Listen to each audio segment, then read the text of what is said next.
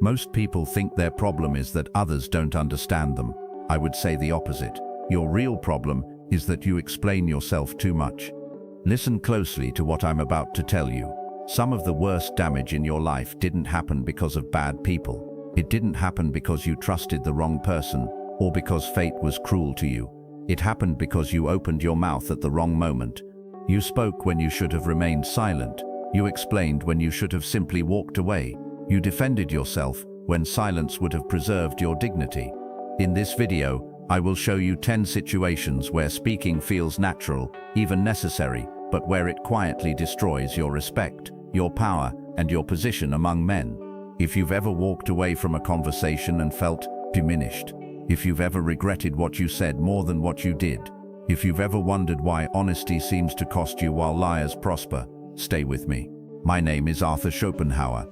I'm a philosopher, but not the kind who tells you beautiful lies about human nature. I tell you the ugly truths. I spent my life studying one thing: how people actually behave, not how philosophers say they should behave, not how religion tells them to behave, but how they truly are beneath the mask of civilization. And what I discovered was this: speech exposes your inner state, silence hides it. The world does not reward honesty. It rewards position, control, and restraint. It respects the man who withholds more than the man who reveals. This is a dark truth, I know, but it is truth nonetheless. You see, most men believe that if they just explain themselves clearly enough, others will understand. They think communication is the answer, but communication is the problem. Every word you speak is a window into your soul, and the world is full of people looking through windows, searching for weaknesses to exploit. So let me show you where you're bleeding power without even knowing it. Number 1. When you feel the need to explain yourself. Picture this: you're at work. Someone questions your decision. Maybe it's your boss, maybe a colleague, and immediately you feel it, that pressure in your chest, that urge to explain, to justify, to make them understand why you did what you did. So you begin talking. You lay out your reasoning, your evidence, your thought process. You explain every step, and the more you explain, the weaker you sound. Do you know why? Because explanation is a form of seeking approval. When you rush to defend your choices, you're unconsciously asking, "Please validate me. Please tell me I was right." But power doesn't rush to be understood. Think of the truly powerful men you've known, the ones who command respect without demanding it. Do they explain themselves? No, they state their position once, clearly, and then silence. That silence says, "I trust my judgment. Whether you agree is irrelevant to me." You see, when you keep explaining, you're telling the world, "I'm not sure myself. I need you to believe me so I can believe me." The confident don't clarify endlessly. They let reality speak for them. Next time someone questions you, and they're not someone you report to, someone whose opinion actually matters structurally, try this: state your position once, then stop. Let the silence sit there. Let them sit with their doubt. You'll notice something strange. They'll either accept it, or they'll reveal that they were never questioning your logic. They were testing your resolve, and silence passes that test. Words often fail it. Number 2. When someone misunderstands you on purpose. Here's something I learned watching human nature. Some people misunderstand you strategically. You say something clear, they twist it. They respond to a version of your words that you never actually said. And suddenly, you're defending yourself against accusations you never made. This is not confusion. This is control. They want you to react. They want you scrambling to correct them, to clarify, to say, no, that's not what I meant. Because the moment you do, they have you dancing to their tune. Think about it. Every moment you spend explaining what you really meant, you're letting them define the conversation. You're letting them frame you as someone who speaks unclearly, someone who needs correction, someone who is slightly less than. Do you know what I would tell you to do? Nothing. Absolutely nothing. When someone deliberately misunderstands you, silence removes their leverage, because their tactic only works if you engage. If you don't bite, the trap closes on empty air. Let them sit with their twisted interpretation. Let others see the gap between what you said and what they claimed you said. Smart people will notice, and the person trying to manipulate you, they'll move on to easier prey. Speech gives them control. Silence keeps it with you. I know this feels wrong. Your instinct screams, "But I need to defend myself. They're making me look bad." No, they're trying to make you look bad. Whether they succeed depends entirely on whether you give them ammunition by protesting too much. The man who stays calm, who simply lets the mischaracterization hang in the air with a slight knowing look, that man keeps his power. Number 3, when you're emotionally triggered. Someone insults you, or worse, they insult something you care about, your work, your family, your beliefs, and instantly you feel it, that heat rising in your chest, that urge to strike back, to defend, to destroy them with words. This is the most dangerous moment, because anger wants witnesses, rage demands to be heard, and the words that come out when you're triggered, they expose everything. You see, when you speak from emotion, you're not communicating information, you're revealing loss of control, and loss of control is loss of dominance. I spent years watching men destroy themselves this way, a single moment of emotional speech, and months or years of carefully built respect, gone. Why? Because in that moment, everyone saw what's beneath your composure. They saw that you can be moved, that you can be thrown off balance, that the right words, the right provocation, can make you lose yourself. Do you understand what this means? It means they found your buttons, and now they know exactly how to press them. The alternative is brutal in its simplicity. Say nothing, not because you're weak, not because you have no response, but because responding from emotion is handing your enemy a map to your weaknesses. Calm silence reverses dominance. It says, "You tried to move me, you failed, you have no power here." I've watched this play out countless times. The man who stays silent when provoked becomes terrifying to others, because they realize he's either completely in control or he's so dangerous that he's calculated his response and found that patience serves him better than reaction. Either way, they don't test him twice. Words spoken in anger are never as strong as the silence that follows someone else's rage. Number 4, when you're trying to be liked. Here's a pattern I see everywhere. A man enters a new social circle, a new workplace, a new relationship, and he wants to be liked. So what does he do? He talks, he shares, he opens up, he tells stories, reveals personal details, explains his thoughts, his past, his dreams. He thinks, the more they know me, the more they'll like me. This is precisely backward. Oversharing doesn't create intimacy. It destroys mystique. And without mystique, there is no respect. You see, humans are strange creatures. We don't value what's freely given.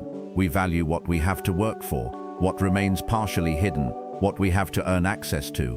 When you reveal everything about yourself in an attempt to be liked, you're actually teaching people that you're easily understood, fully knowable, completely transparent, and what is easily understood is easily dismissed. I wrote extensively about this. Familiarity breeds contempt. Not always, but often enough that the wise man maintains distance even in proximity. The men who command lasting respect, they portion out information about themselves carefully. They let others wonder. They allow space for imagination to fill in gaps. Mystery sustains interest in a way that full disclosure never can. I know this sounds cold. You want to connect. You want genuine relationships. But here's what I learned. Genuine connection doesn't come from verbal vomit. It comes from selective vulnerability, with people who've earned it over time.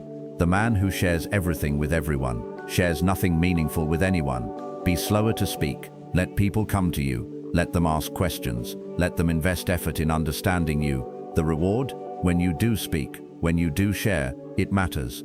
It means something. It's not just noise in an already noisy world. Number 5, when you're winning an argument. This one destroys more men than almost anything else. You're in a debate, a disagreement, an intellectual confrontation, and you're winning. Your logic is sound, your evidence is clear, the other person is faltering, and then you keep talking. You explain your point again, from a different angle. You add more evidence. You anticipate objections and address them. You want to make sure everyone understands that you're right, completely right, undeniably right, and with every additional word, you sound less confident. Do you know why? Because over-explaining looks like insecurity. The man who belabors his point reveals that he doesn't trust his own argument to stand on its own. Think about it. When you've truly landed a blow in debate, when you've made a point so sharp that everyone feels it, adding more words doesn't strengthen it, it dilutes it. The strongest position is the one stated clearly once, then left to sink in. I've watched this pattern endlessly. Two men argue. One makes a powerful point. The room shifts. Everyone senses it. And then that man, instead of letting the moment breathe, rushes to pile on more words, more explanations, more justifications, And suddenly, people start to doubt him, not because his logic got weaker, but because his behavior suggests he's unsure himself. The one who keeps talking after he's won is the one who doesn't believe he's won. Stop early. Make your point with clarity and force, then fall silent. Let the strength hang in the air. Let others process it. Let your opponent struggle with it. That silence, that confidence to not add more, not explain further, not reassure everyone that you're right, that's power. Words after victory are like apologies after insult. They don't strengthen your position, they undermine it.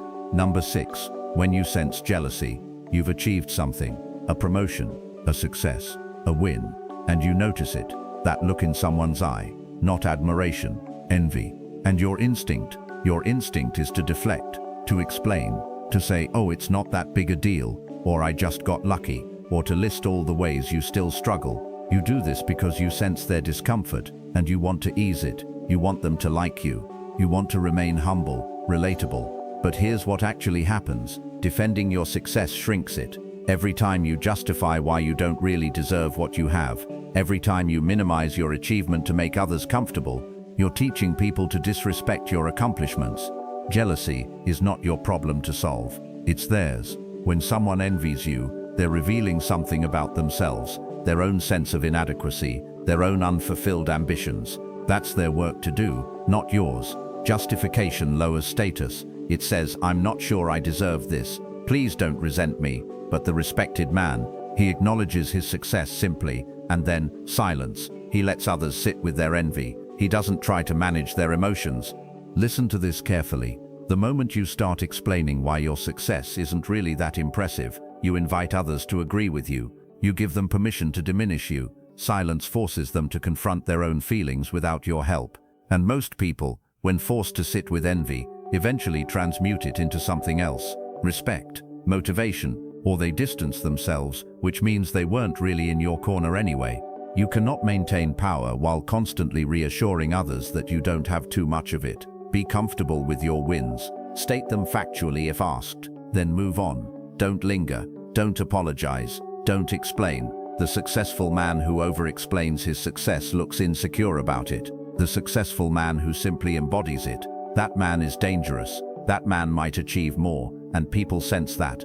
If this is hitting uncomfortably close, good. That discomfort means you've lived these moments. You've made these mistakes. You just never had the words for why they felt wrong. I'm giving you the words. More importantly, I'm showing you the pattern. Speech is not always power. Sometimes, silence is the only power you have. Let's continue. Number 7.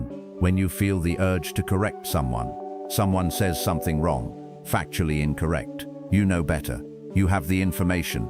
And immediately, you feel that itch, the urge to correct them. Actually, that's not quite right. What really happened was, and you launch into your correction, your explanation, your superior knowledge.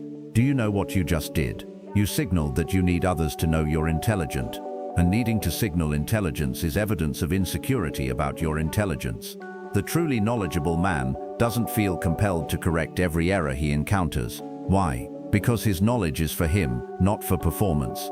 When you constantly correct others, you're revealing something. Your ego needs to prove itself. You need witnesses to your intelligence. You need validation that you know more. But power doesn't need agreement. Power doesn't need others to acknowledge its knowledge. I learned this through painful experience. In my younger days, I corrected everyone. Every factual error, every logical fallacy, every misunderstanding, I had to address it. I thought I was being helpful, spreading truth. What I was actually doing was making people resent me while accomplishing nothing, because people don't like being corrected, even when they're wrong, especially when they're wrong. So what's the alternative? Let people reveal themselves. Let them speak their error confidently. The ones who matter, the ones with intelligence, will discover their mistake eventually. The ones who don't matter, their errors don't affect you. Your knowledge serves you best when you keep it ready but don't brandish it. When you know that you know, you don't need others to witness it. Besides, there's strategic value in letting people believe you know less than you do. They speak more freely around you. They reveal more. They underestimate you. And being underestimated is one of the most valuable positions a man can occupy. The urge to correct is the ego's need for recognition. The discipline to stay silent is wisdom's recognition that most corrections serve no one. Number 8. When silence makes you nervous. Two people sit in silence. The conversation has lulled. There's a pause, and one of them, usually the one with less power, rushes to fill it. Words tumble out. Observations about the weather. Questions that don't need asking. Commentary on nothing in particular, just noise to cover the silence. This is weakness made audible. Filling silence exposes anxiety. It reveals that quiet makes you uncomfortable, that you need constant verbal activity to feel secure, and that anxiety, everyone in the room can sense it. Powerful people are comfortable with silence. They let pauses breathe. They don't feel obligated to fill every gap with words. Why? Because comfort with silence signals authority. It says, I don't need to perform for you. I don't need to keep you entertained. I'm secure enough to exist in quiet. Think about the last time you sat with someone truly confident. Did they rush to fill silences? No. They let conversations have natural rhythms, peaks and valleys, speech and silence. Now think about the last time you sat with someone desperate for your approval. Did they let silence happen? No. They talked constantly, filling every gap, performing endlessly. Silence is not dead space, it's live space. It's where minds process, where thoughts settle, where power dynamics become clear. The man who cannot tolerate silence is the man who needs external validation to feel real. The man who sits comfortably in quiet, that man is complete within himself. And here's something most people never realize. Stillness unsettles weaker minds. When you're comfortable with silence and someone else isn't, watch what happens. They start talking more. They start revealing more. They start trying to fill the space you're refusing to fill. And in their rush to cover quiet, they expose themselves. Silence is not absence. It's presence refined to its purest form. Number 9. When someone tests your boundaries. Someone asks you for something, a favor, your time, your resources, and you don't want to do it. But instead of simply saying no, you explain. Well, you see, I would, but I have this thing, and then there's this other commitment, and I'm really swamped right now, and maybe next week, but even then I'm not sure because, do you hear what that sounds like? It sounds like you're asking permission to have boundaries, like you're apologizing for protecting your own interests, like your no needs justification to be valid. But boundaries don't require explanation. They require enforcement. When you explain why you're saying no, you're inviting negotiation. You're suggesting that if your reasons weren't quite so pressing, you might reconsider. You're teaching people that your boundaries are soft, that they can be talked around if someone pushes hard enough. The strong man, he says no with minimal explanation, sometimes with no explanation at all. No, I can't do that. No, that doesn't work for me. No, just that. No elaborate justification, no apology, no invitation to debate his decision. And you know what happens? Most people accept it, because the firmness of the delivery signals that this isn't a negotiation. But the man who explains endlessly, people keep pushing. They probe for weaknesses in his reasoning. They suggest alternatives. They try to find the magic words that will change his mind. Talking weakens limits. Short words, or none at all, create firmness. This applies everywhere. In business, when someone tries to lowball you. In relationships, when someone demands more than you want to give. In friendships, when someone tries to pull you into drama you want no part of. The moment you start explaining your boundaries, you've already compromised them. Clarity doesn't require volume. It doesn't require lengthy explanation. It requires consistency. Say no, mean it. Don't elaborate, unless elaboration serves your interest, not theirs. The man whose boundaries require constant explanation is the man whose boundaries constantly get violated. Number 10. When you've outgrown the room. Here's the loneliest truth I know. Sometimes you outgrow your environment, your friends, your job, your relationship, your entire social circle. You change, you grow, you evolve, and suddenly, the conversations that used to engage you feel hollow. The ambitions that used to excite others feel small to you. You're playing a different game, operating at a different level, and your instinct is to explain this, to help them understand where you're going, why you're changing, what you're becoming. Don't. Explaining growth invites resistance, because people who haven't made that leap yet will hear your evolution as judgment of their stagnation. Even if you don't mean it that way, even if you're trying to inspire them, they won't hear inspiration. They'll hear I'm better than you now. Not everyone deserves access to your evolution. Not everyone has earned the right to understand your transformation. and trying to bring everyone along as you grow. That's not generosity. That's people-pleasing disguised as kindness. Some people are meant to be part of your journey for a season, not a lifetime. And when that season ends, quiet distance is cleaner than debate. You don't owe anyone an explanation for outgrowing them. You don't owe them a thesis on why you're pursuing different things, wanting different experiences, becoming a different man. Growth explained too early becomes sabotage, because people who aren't ready for change will actively, sometimes unconsciously, try to pull you back to familiar territory. They'll mock your new interests, question your new ambitions, remind you of who you used to be, as if that's who you must remain. The strong move in silence. They don't announce their transformation. They simply become it and let others notice or not notice as they will. When you've outgrown the room, you don't make speeches, you don't write farewell manifestos. You quietly relocate your energy to places and people that match your new frequency. Some people will understand, some won't. Most will be too absorbed in their own lives to notice, and that's perfect, because your evolution isn't a performance, it's a migration, silent, steady, irreversible. Philosophical close. So here we are.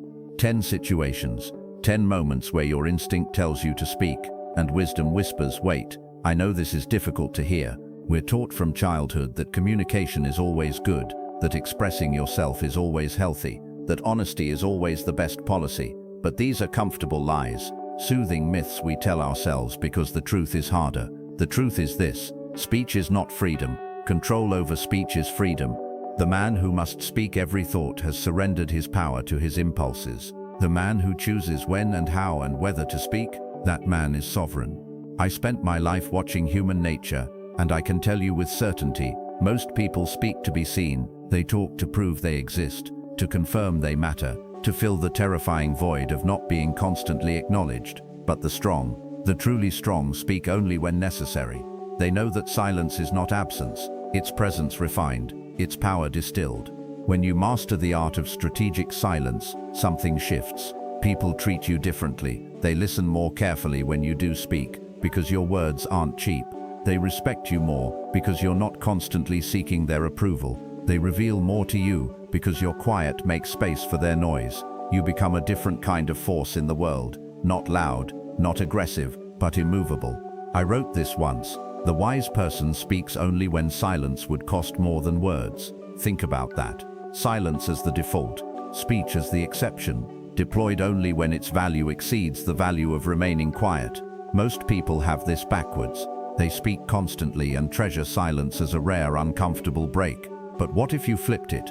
What if silence was your natural state, and speech was the tool you reached for deliberately, carefully, sparingly? You'd become dangerous. Not because you'd say cutting things, but because you'd say only meaningful things. Your words would land with weight. Your presence would command attention without demanding it. I'll leave you with this thought. Everything you're feeling right now, the recognition, the discomfort, the memories of moments where you spoke too much and paid for it, that's not weakness, that's awareness. And awareness is the first step.